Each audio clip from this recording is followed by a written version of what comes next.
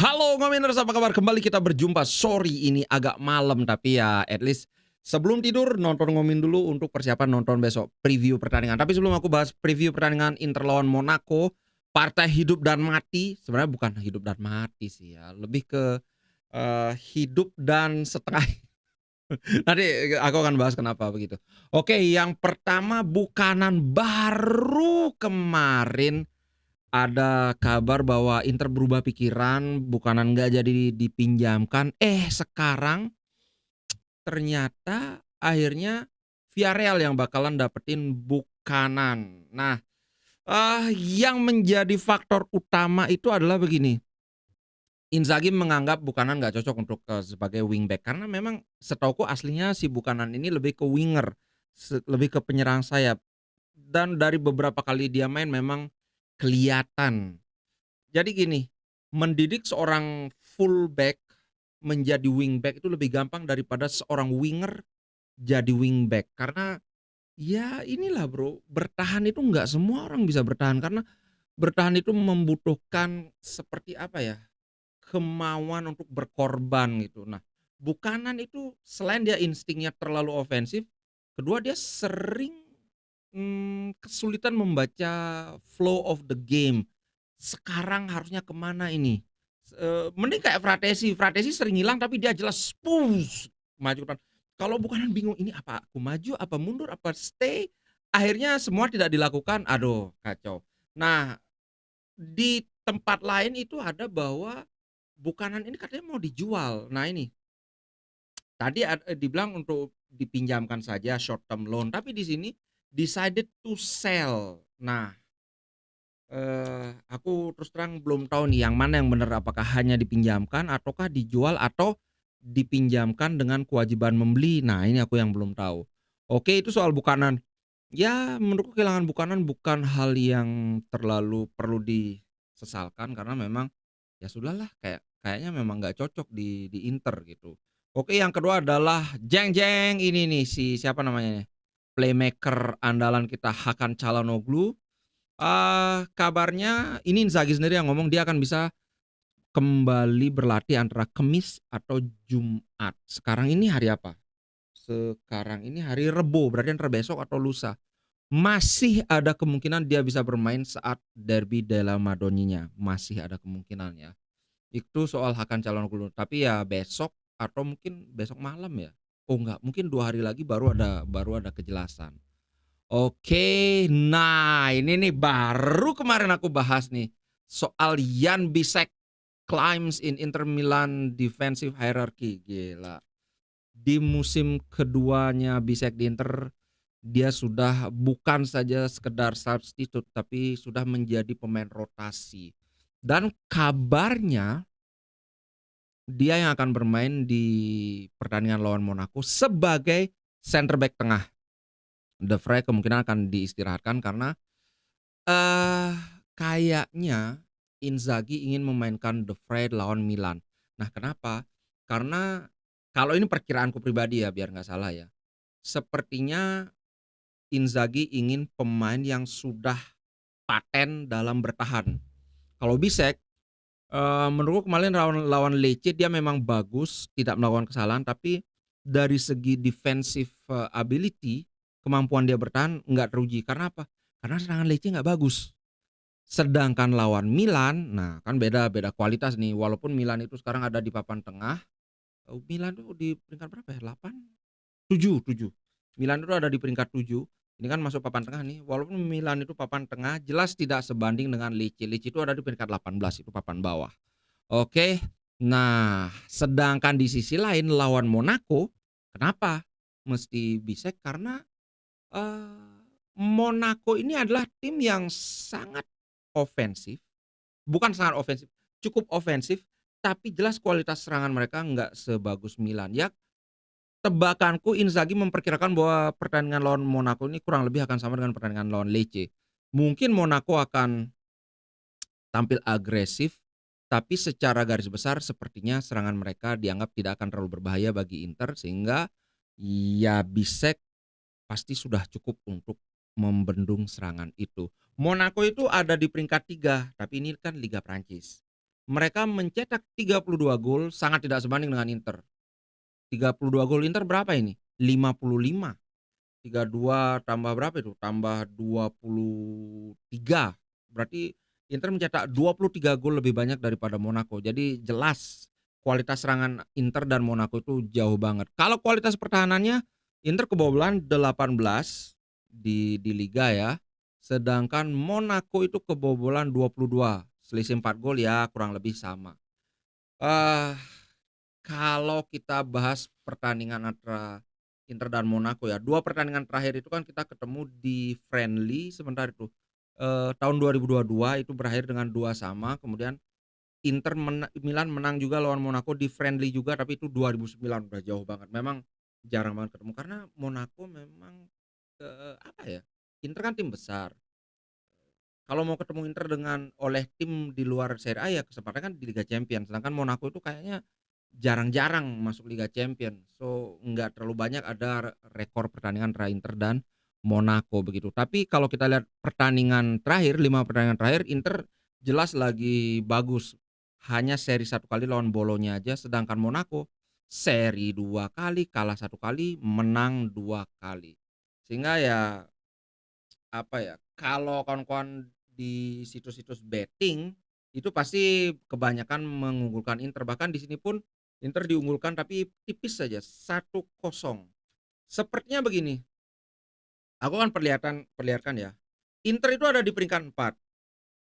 Perbedaan Inter di Liga Champions dengan Inter di Serie A itu adalah di Liga Champions Inter lebih fokus pada pertahanan. Kalau kawan-kawan lihat di antara tim 4 besar bahkan tim 8 besar, ini kan yang langsung lolos lolos tanpa playoff ini. Di tim 8 besar itu Inter yang paling sedikit ngegol, tapi sekaligus juga Inter yang paling sedikit kebobolan. Cuma 8 gol loh dari 7 pertandingan. Sedangkan di Serie A Inter adalah tim yang paling produktif. Jadi di sini jomplang sekali. Di Liga Champions Inter cenderung main konservatif, bertahan, lebih pragmatis, tapi kalau di Serie A wah agresif sekali. Tebakanku ya aku kurang terus terang aku juga kurang mengerti kenapa, karena kalau kita main lawan Arsenal atau main lawan Manchester City, wajar sebenarnya kita main bertahan. Tapi bahkan kemarin main lawan Sparta Praha pun, Inter kelihatan sangat hati-hati. Secara kualitas kan kita di atas Sparta Praha, tapi nyerangnya yang enggak nyerang banget, sekedar udah 1-0 udah aman, udah gitu aja. Eee, aku nggak ngerti kenapa Inzaghi mengambil Mengambil apa ya, approach atau pendekatan seperti ini aku kurang kurang bisa memahami. Lawan Monaco, nah kawan-kawan pasti sudah tahu beritanya bahwa Inter hanya butuh hasil seri atau 1 poin untuk bisa lolos. Kalau kawan-kawan lihat di sini Inter punya, eee, poin 16 poin. Kalau Inter seri kan berarti ini jadi 17. Sudah tidak ada tim di luar 8 besar yang bisa menyalip Inter. Ini kan 13, 13, 13 semua nih. Kalaupun semua menang ini kan jadi 16 ini, kan masih kalah dengan 17. So, hanya perlu 1 poin Inter sudah pasti lolos. Bahkan jika Inter kalah pun, Inter belum tentu tidak lolos karena sekali lagi poinnya 16. Anggaplah ini ATM, Milan, Atalanta, Leverkusen menang semua. Bahkan kalau dari Leverkusen aja, kalau mereka menang maka nilainya baru sama dengan Inter. Mungkin bisa disalip kalau mereka menangnya 3-0 atau 4-0, kan selisih golnya 7 ini. Nah, kalau kita lihat tim lain yang di luar 18 kan, 8 besar kan, ada Aston Villa, Monaco, Feyenoord, LOS dan sebagainya sampai Brest. Ini yang mungkin bisa menyalip Inter itu cuman Aston Villa dan Monaco. Itu pun kalau Monaco menang besar. Ini kan selisih selisih golnya 3 ya. Kalau mereka menang 4-0 baru ini akan jadi 7 kan. Sedangkan Inter ini akan jadi 3 karena kebobolan 4. Nah, barulah yang lain-lain tuh bisa nyalip ini. Aston Villa bisa nyalip, kemudian Monaco jelas bisa nyalip. Tapi kalau Inter kalahnya anggaplah misalnya cuma 1-0 Inter kalah. Ini kan jadi 6 nih selisih golnya kan, ngerti ya sampai sini kan? Selisih gol jadi 6, kemudian Aston Villa menang 1-0 kan sama-sama 6. Kalau sama-sama 6 akan dilihat siapa yang lebih banyak dapat ini, kartu kuning biasanya gitu. Kemudian siapa lagi, Monaco kalau menang 1-0 ini kan baru sampai 4. So, Inter bisa tidak lolos kalau Inter kalah di saat yang bersamaan ini semua menang ini. ATM menang, Milan menang, Atalanta menang, Leverkusen menang, Aston Villa menang. Jadi harus ada 5 tim itu menang semua, baru Inter tersingkir. Ngerti kan ya hitung-hitungannya ya? Karena Inter poinnya 16. Jadi kalau Inter kalah tetap 16, tapi berapa itu 5 tim di bawah Inter itu kalau semua menang, baru kan semua nyalip Inter itu. Kalau enggak misalnya cuma 2 tim yang menang, berarti kan cuma 2 tim yang nyalip Inter, berarti Inter dari peringkat 4 jadi peringkat ke-6. Masih lolos juga kan, gitu Bro. Jadi kalau dari sisi kengototan mungkin Inter tidak akan terlalu ngotot, karena apa, derby della Madonnina sudah menunggu. Ini bukan soal apa ya, bukan soal perburuan Scudetto sih kalau pertandingan lawan Milan itu. Kenapa menjadi momok banget, karena masalah kita udah 2 kali kalah lawan Milan. Apalagi yang terakhir itu sangat menyakitkan. Kita di-comeback dari 2-0 jadi kalah 3-2. Apalagi lihat Leao yang bertingkah ngedorong Barella nggak dapat kartu, nggak pelanggaran pun nggak dapat, itu sudah sangat benar-benar apa ya, benar-benar menyakiti sekali. Kalau sampai Inter kalah lagi lawan Milan, waduh bahaya ini. Itu yang membuat aku berpikir bahwa sepertinya pertandingan lawan Monaco ini Inter tidak akan terlalu memforsir tenaga gitu loh. Paling ya sama kayak Sparta Praha, udah 1-0 udah cari aman, atau mungkin 2-0 udah cari aman. Enggak sampai yang kayak lawan Lazio 4-0 kayak gitu. Ah, kalau dari perkiraan formasi ya berdasarkan apa yang dihadirkan di bola.net ini adalah tetap 3-5-2, Sommer, Pavard, De Vrij, Bastoni. Cuman tadi diberitakan bahwa De Vrij ini kemungkinan akan digeser oleh Jan Bisek, kemudian Dumfries di kanan jelas. Di kiri Di Marco jelas karena kemarin Di Marco sudah istirahat. Kemudian di tengah, nah ini Aslani, Mkhitaryan, Barella. Menurutku yang akan bermain di tengah nanti lebih berani si siapa namanya ya? Siapa yang kemarin main? Zielu, kok lupa jadi ya, si Zielinski. Kenapa? Karena biasanya Monaco ini aku lihat beberapa kali ulasannya mereka memainkan pressing di tempat pertahanan lawan.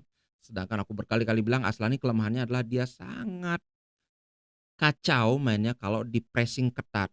Sedangkan dia bermain di posisi gelandang bertahan, kalau dia kehilangan bola, aduh bahaya.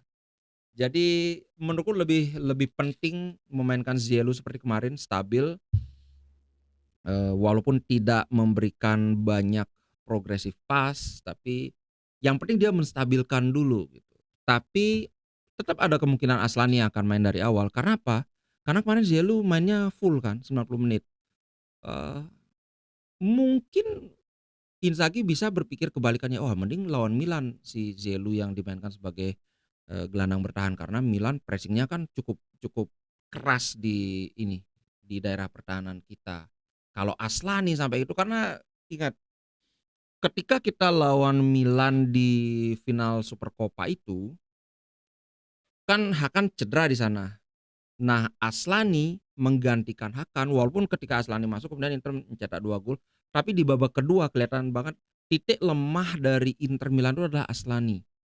Dia ketika di-pressing kacau, kemudian beberapa kali salah umpan. Jadi kemungkinan Inzaghi tidak mau mengulang hal yang sama dalam pertandingan lawan Monaco. Jadi ini ada 2 kemungkinan yang sama-sama kuat. Pertama, bisa saja Zielinski main nanti dengan pertimbangan bisa saja nanti lawan Milan Hakan Calhanoglu udah sembuh nih. Jadi nggak perlu mainin Aslani.